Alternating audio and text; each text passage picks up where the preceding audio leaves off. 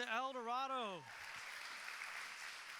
I don't know if y'all saw that first little bit. It says the road to Eldorado is paved with life change. As our church is plodding down this path of making a transition to a different piece of ground, it'll still take like a year to build it or whatever.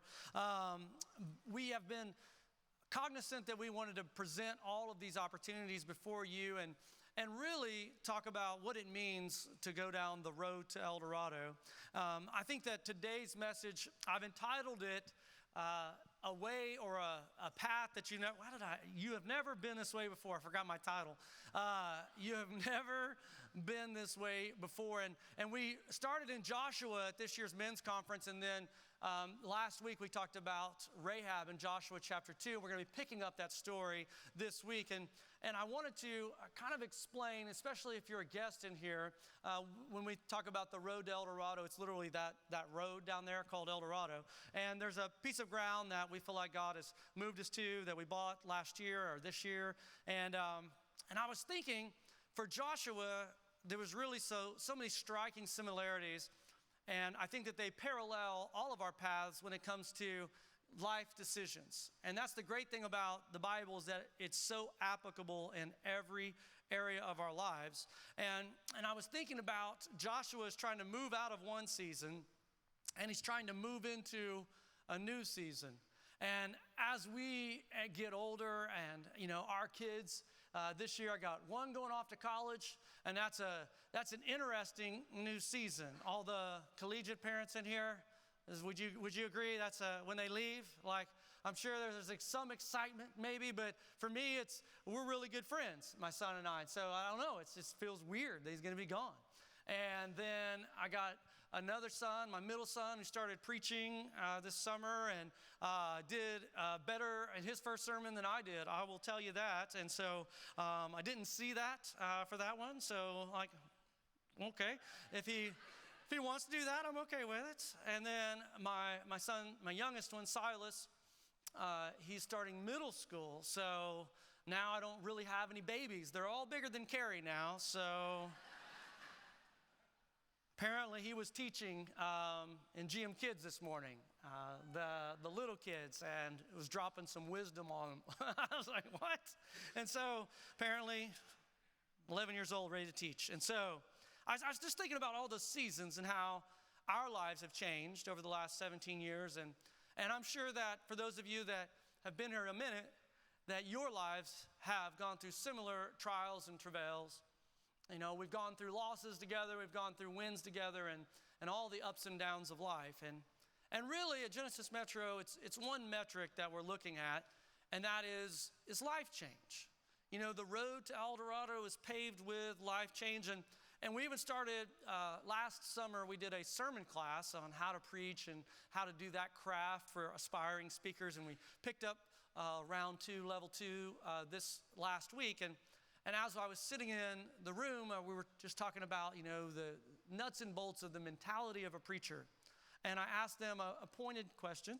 And I said, if you preached a great sermon and everyone walked by you or texted you and they said, man, that was a great sermon, but no life change happened for the participant, would it be enough for you to have preached a great sermon without there being life change to go with it? See, it's not satisfactory to be a great orator or to put together some points or for even people to applaud you and say great sermon. Because if it doesn't get to the point that God does a work in someone's life, then is it a great sermon? So for us, the road to Eldorado means that we create an atmosphere, whether it's the people outside, the people inside, any ministry in this building, and that those ministries create one message, and that is that we want to give you God's will for your life, God's word for your life, and as you respond to that, we believe that your life changes. And that is what the road to Eldorado looks like, is that life change will continue to happen from generation to generation, from new people coming in and participating in this kingdom building process. And so today, as we transition over to this Road to Eldorado message, I'm going to get my title again, You Have Never Been This Way Before. I wanted to start thinking about seasons in your life in which you don't know which way to go. And I don't know if this is kind of comprehensive of everyone in this room, but I think that we always have some areas in our life in which we're pondering which path to take, or which tools should I use to try to work on that thing. Would you guys say that you can all relate that we always have something that we're working on or trying to figure out? By show of hands, would you guys agree with that? Yeah, I think that's true. We never reach perfection. And then have you ever noticed that some of those bad habits will jump up and grab you every now and then? Anybody ever notice that? Like you think you got something mastered and then you realize, no, I don't. As we think about Joshua trying to take over for Moses, we're going to read this text and he's trying to figure out, how can I lead these people? And God is giving him a simplistic way that I can guarantee you before the end of today's message that whatever area you're working on, if you want to know how to go through the process of making the right decision and know that you made the right decision, not hope that you made the right decision, these simple 4 verses are going to answer that dilemma. It says, after 3 days, the officers went throughout the camp, giving orders to the people, when you see the Ark of the Covenant,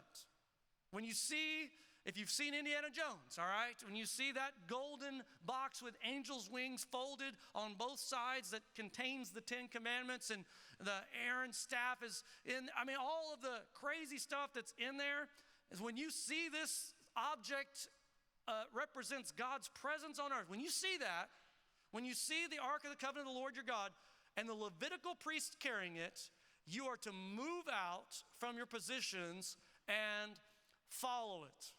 Step 1 to figuring out which way to go. Step 1, how does Genesis Metro get to the other side? I think that we have to follow the same plan that has always been the plan. It's simply when God moves, you move. We can't make it any simpler. God says, when I move, when you see me move, then you need to get ready to move. You need to get up from where you're at, and you need to follow my presence. Whenever I think about locating his presence in my life, I was thinking about whenever I go to a big sporting venue, and I don't know if this is true of everyone, but this is what happens with me, but I will go to, let's say, a Cowboys game, right? The Holy of Holies. And you're down there at Jerry World, and let's say that you know some of your friends are there, because chances are in this area, you know someone that's there. And so you hear they're there, or they text you and they said, we'll be there. And I don't know if anybody else does this, but my family 100% does this. And so we're there, and someone will begin telling you where they are. And apparently, in my mind, I have to locate them as to where they are in this monstrosity of a building. And so I'm looking in between plays or the commercial breaks, and eventually they'll give me a landmark, right? It's like, well, okay, do you see the Dr. Pepper sign? And I'm like, yeah, okay, Dr. Pepper sign. We're 3 rows down, 3 seats in, red shirt. I'm like, okay, 3 rows down. And then you see a little speck down there. Does anybody else know what I'm talking about? And they're like, and you're like, and it means absolutely nothing that you now know where each other are in the same room. Has anybody else ever done this? You know what I'm talking? It's just a funny thing, but I was thinking about that in terms of this, when God moves, you move, that the only way that I can find them in the midst of all of the people and the monstrosity of the building that I'm in is that they have to tell me where they are in relation to something bigger than themselves, something bolder than themselves. And then I can locate them because they're in relation to something bigger. And I'm sure that if you can't already preach this message in your mind, then you need to go to preacher class, okay? How do you locate his will in your life? Can you see your decision making in relation to something bigger, something bolder. He said, you are to move in relation to my presence. And so we need to begin thinking about, it's so easy with life that we get caught up in all of these other things and we forget to locate his presence. If you're going to make a decision for your marriage, is his presence, like did you relate to his presence before you made that decision? Have you ever gotten into an argument with your spouse or your boss in which his presence wasn't in the middle of that argument? Anybody? Anybody? How'd that go? Have you ever had to go back and apologize to your kids because the overflow of all the chaos of your life ended in the dirty clothes being on the floor or the trash not being taken out, and it was appropriate that they got in trouble, but you ramped it up to a 10 because of all the other things, and it just came spewing out, and you had to go back to them later and say, oh, you know what? We need to follow the rule, but I think I need to say I'm sorry. I went a little too far on the words that I used to describe a level 4 offense. I went to a level 10 word. Has anybody else ever had to do that? It's because we're moving with our relationship to his presence. In the Old Testament, the ark was the biggest, boldest representation of God's presence on the planet. And they weren't allowed to move unless they were in relationship to it. I just want you to begin to analyze, introspect, where is his presence in the most important things in your life? And if I can't locate you in the crowd because you're not near his presence, then I can tell you there's a lot of pain that is a result. There's a lot of missteps that are taken. You know, the great thing about Christianity is that we can begin to move in unison because we're both operating in relationship to his presence. A marriage where both people are operating in relationship to his presence, they'll always make it over to the other side. He said, when I move, you move. And then he said, there's certain people that I've picked. They were called the Levites. They were going to bear the weight of God's presence. They were going to carry this ark, okay? Now, if you don't know Old Testament trivia, later on, the ark is going to get captured, and the people thought they had captured the ark, but it turned out it went terrible for them, and God began to smite them with hemorrhoids. Go look that up. And so they gave it back after that. And so when they went down to pick it up, it says that they had it on a cart, and they were supposed to carry it a very specific way, and the ark bobbled, and a guy reached up and put his hand to stabilize it, and guess what you're not supposed to do? Y'all, you don't touch it. And when he got touched it, he fell down dead. How would you like to have the job of bearing the weight of God's presence? And all the leaders in here, Sisterhood Retreat, just around the corner. Man, Uprising, I think we took like 100 plus guys through leadership training. Next week, I think it's our life group leader training plus our ministry heads going over our vision and values from the coffee bar to the parking lot. Man, so much weight. And if you've never led in ministry before, if you haven't led a life group or a group at retreat, you really don't understand the weight until you get in the room and all the eyes, right, are looking at you. Like they're going to bare their soul and then they're going to pivot and like, so what do I do with that? And you're like, there's a weight when others' lives are riding on your answers. And here are these Levites getting ready to bear the weight of God's presence. Isn't it interesting that God restricts the movement of his presence to leaders bearing the weight of his presence? That in order for his presence to move, someone has to pick up that weight. God has self-imposed this restriction on his presence that He invites all of us that are sitting in this room today to bear the weight of his presence. And what does that do? That allows other people to see how they need to move, how they need to change, how they need to redirect their lives, all as a result of you being willing to pick it up so that they can see clearly the next steps in their path. I was reminded whenever I was growing up, I was thinking about in Oklahoma, we had real winter. Anybody else come from a winter environment where you have snow?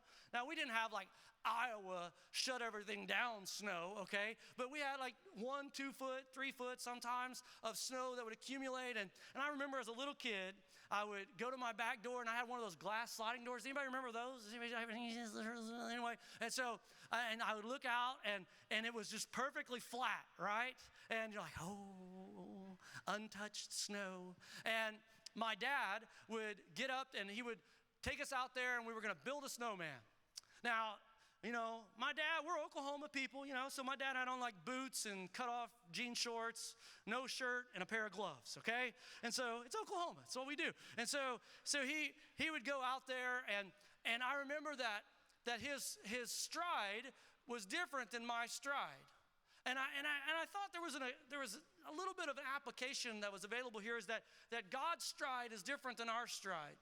And that his stride is always going to stretch us if we want to lead other people in the process. And I remember that his footsteps, that they would be spread out so much that I would kind of, anybody ever remember doing this when you're like, I kind of have to jump as a little kid in order to stay in his footsteps. And the reason why I wanted to do that is because I had on these shoes and the snow would get in, I would start sinking, or I'd get bogged down, and I wanted to be able to stay out there and play as long as I possibly could. I wanted you to start thinking about how his stride is not your stride. And if you want to stride with God, you're going to have to be stretched.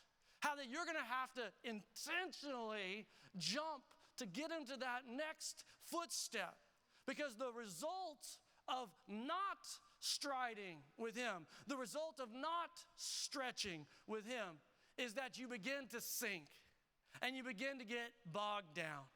I don't think there's very many people in here that don't want to see God do incredible things in your life.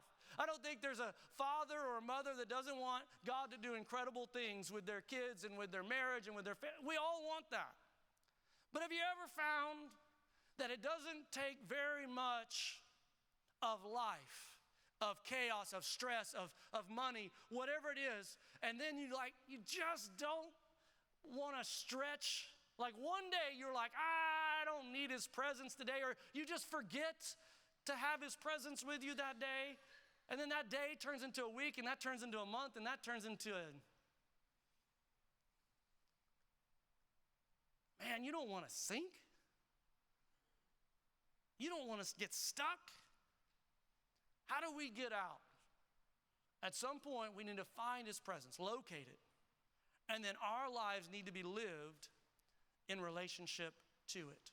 He says, when I move, you move, and then this will happen. He said, you will know the way to go, since you have never been this way before. But keep a distance of about 1,000 yards between you and the ark. Do not go near it. Man. He says, I want you, that last phrase, the distance between the ark, he says, I want you to build your plan around my presence. You see, if they're moving 1 million people across this river, then there has to be space for people to be able to see the ark and the Levites holding it out in the middle. And I don't know if you've ever been to an event where someone is obscuring your vision. Is anybody like, that is annoying. Anybody ever seen like a guy wearing a big old hat or something like that? And like, they're just like, you're trying to watch this movie and it's so frustrating, right? It's like that person has to be, I had a guy right down here. Okay, this got personal just now, okay? Stream of consciousness moment. This is not in the outline. I was pulling out of the Little Elm boat ramp, and this guy, you know how like you got to be able to see right. Does anybody ever do this where it's 2 lanes pulling out, and you were there first, okay? And someone will just pull up right beside you, and now they're turning right, and you're trying to turn left, and you can't see, and now you're waiting on them, and then they inevitably think they need 2,000 yards of clearance before they can go, and you're like, you just blocked me, and now you're not going. Does anybody else ever have this experience? Gosh. I think of whenever God is saying this, you personally can't get in the way of them seeing me. Because if you get in the way of them seeing me, then they won't make it to the other side. And so if we do it right, if we preach it right, if we sing it right, if we serve it right, if we give it right, it allows them to see God. And that's what allows them to get to the other side. Boy, every father should be passionate about your family making it to the other side. I wonder if you've given enough space in your house, in your heart, to his presence. Have you given it the place where everyone can readily see his presence in your life? Because if we want those out there to be able to get to the other side, he needs to be so evident in our life that they see his presence. And it's not us that is obscuring the view. It's not our attitude. It's not our greed. It's not our lust. None of that. You have to set that aside so they can see him, so that they can know how to get to the other side. I would build your plan for your finances, for your profession, for the company you own. You better build it around him being in the middle of it, because you'll know for sure if you've ever gotten ahead of God. Has anybody ever gotten ahead? Did you ever go forward and you're like, you know what, we'll work it out. I'm sure God will bless it. Whoa.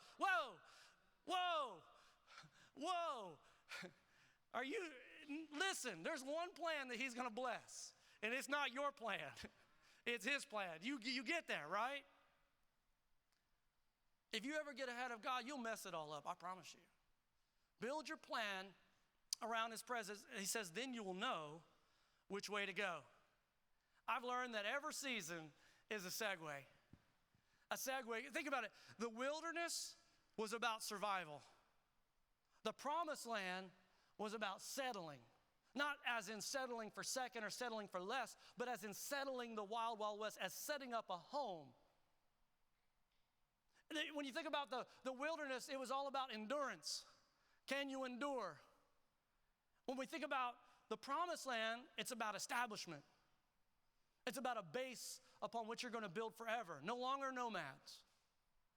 Whenever we think about our relationship to God, and then if you can take it down to a microcosm of your relationship to God and your marriage, your unit, your concentric circles, this principle holds true across the board.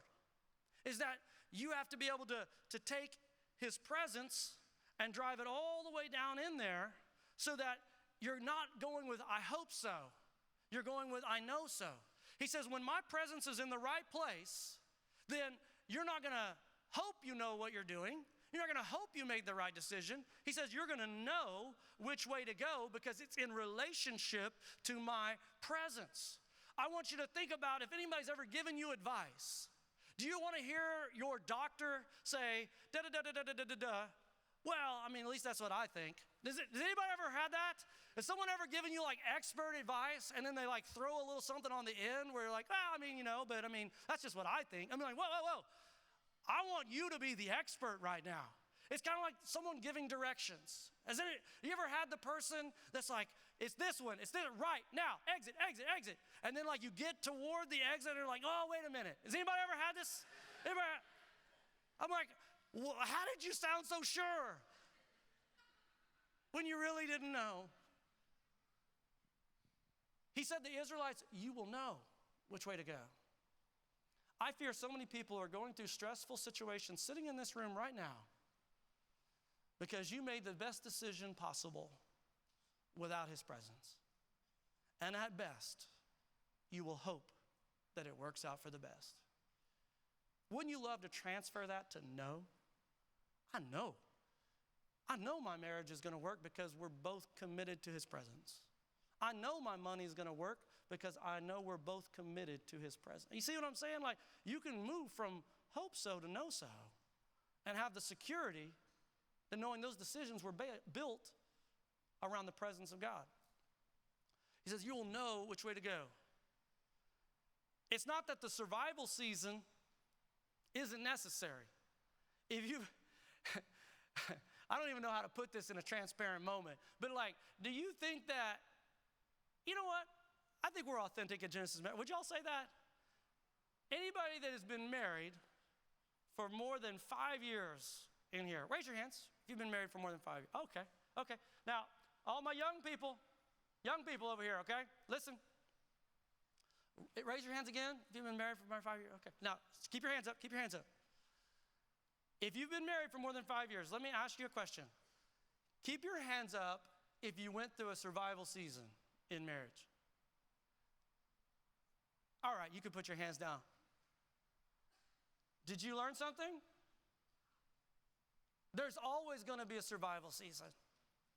You got to push through the survival season if you want to get to the settling season. You got to push through the endurance season if you want to get to the establishment season. I'm telling you that it won't always be easy, but you will know it is the way to go.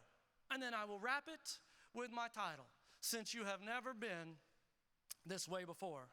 This is the God part about Christianity. And I don't know if you've ever thought about it. As a preacher, I nerd out about these things. And I think what separates Christianity from AAA or, Republicans or Democrats or some other celeb cause where you pour ice water on your head or, is there something different that distinguishes us as Christians that is different than just good causes? It's the God part of the equation. There's no other thing that you'll be a part of as a group. There's no other relationship that you'll ever have that has this part of the equation, the God part of the equation. He said, Joshua, I'm going to take you away that you've never been before. As a matter of fact, when we extrapolate it out, I'm going to take you away that no one's ever been before. And I started thinking, man, I'm inspired because he was telling him, you can't take old information and replace today's inspiration. You can't run the old playbook. Your old playbook is outdated when it comes to what God wants you to do right now. Moses' miracle was not going to work for Joshua's Jordan. You see what I'm saying? It wasn't Elijah's, it wasn't Abraham's, it wasn't Joseph's. Nobody else's information in the past, no past experience, no person. There wasn't a guy like the Jordan River Authority that was like, oh yeah, we had a group come by last week, the Jebusites, and he usually parts it right over there. So if I were you, I'd just get ready, this little section, he parts it, and then this nation walked across. That's kind of the way it was. No point of reference for the path he was getting ready to create. How important is it for you to know where God's presence is in your life? So many people are trying to figure out their place in life. And God is saying, no, you need to figure out where my presence is. And then you'll know where your place in life is. I'm telling you right now, you better know where he is, and then you better follow him where he's going because, hey, you've never been this way before. You know how you get stuck in a season? It's because you take the playbook that mom and dad ran when you were that age, right? You ever go to counseling, they're going to ask you in the first 3 questions, so how did your mom and dad, how did they resolve conflict? How'd that work out? They're going to ask you about the old playbook. And then as you go through life, you kind of develop your own systems. And you say, well, it worked over here, so it'll work over here. What pattern, what process was going to part the Jordan River and allow them to walk across on dry ground? Nothing. There was no point of information that was going to help Joshua. He had to be dependent upon God making a way. My encouragement to you is this. You haven't even thought about the way he's going to make for you. You're standing at the edge of your river, and I'm telling you, some of you pride yourself on thinking things to death. Raise your hands if you're a think it to death person. Just raise them up. I'm going to set you free today, okay? Listen. If you sat there with those people and said, you get 1,000 guesses how we're crossing this river tomorrow, not one of them was coming up with, well, the waters are going to part, and we're going to take that ark, and we're going to put it out there, and we're just going to move across there in an orderly fashion. No one was coming up with that plan. You don't have this plan. You can't unlock this path. Only he can make the way where there is no other way. But the good news is you got stuff locked up inside of you because of past hurt, prisons that you're in, and you have never been able to move from that season to that season. You haven't been able to move from that side to the other side. And the reason why is you keep on depending on the old playbook that has worked great in a lot of areas. But I'll tell you this, you can't get to God's promised land without God's plan today. Not old information, today's inspiration, and it's customized. Whenever Moses crossed over, they didn't carry the ark out there. This was a unique plan for a unique person. Every generation has to have their inspiration for God's will. He customizes it just for you. Do you think you should want to know what that is? Do you think you need to figure out where that is? Today, as you think about your life, where is his presence? Are you building it around his presence? Man, I want every family sitting in this room to make it to the other side. And I hope that you get so passionate about his presence in your life that you want others, as a result of how you show him off, that you begin to inspire them to get to the other side. That's what builds the church. It's not marketing. It's not throwing money. It's not a new building. It's us showing off God. Let's pray. Father, we ask in the name of Jesus that you take your word and that you help us all, God. Oh, I know I'm preaching today. I know there's someone sitting in indecision trying to figure it out. You've been trying to figure it out. Let me hit this one. You've been trying to figure them out. How'd that hit someone? Did you figure them out yet? You know that boss, you just can't figure him out, can you? You know that spouse? You know that kid? That second, third born? You just can't figure them out. What if it wasn't up to you this morning to figure it out? Would that set you free? What if you just stood at the edge of the river and you said, I'm going to wait for God's presence to move, and then when he moves, I'm going to move, and I'm going to trust that somehow, some way, he's going to make a way where there's not a way, and he's going to get me to the other side. I believe that this sounds an awful lot like the gospel of Jesus Christ, because I'm sure the disciples did not know the way that story was going to end. When he died on that cross and they took his broken, bloody body down and they put it in a borrowed tomb, there wasn't one of them that was thinking 3 days from now he's going to get up on the other side, because God made a way where there wasn't a way, and the church said amen. Put your hands together, stand up on your feet, let's drop some chains on the ground, and let's let grace hold us now. Anybody?